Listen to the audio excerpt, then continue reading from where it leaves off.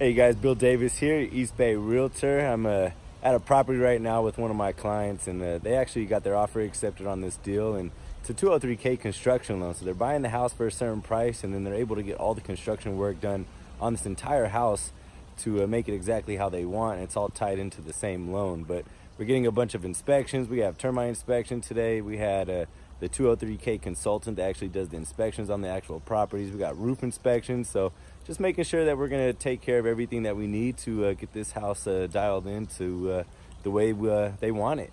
But this is an awesome property over here in El Sobrani. This is like one of those hidden gems that rarely will hit the market. You have a creek that runs through the property, and it's over an acre. It's like redwood trees everywhere. So very happy for my clients to make this house their dream home. So let's see how everything is.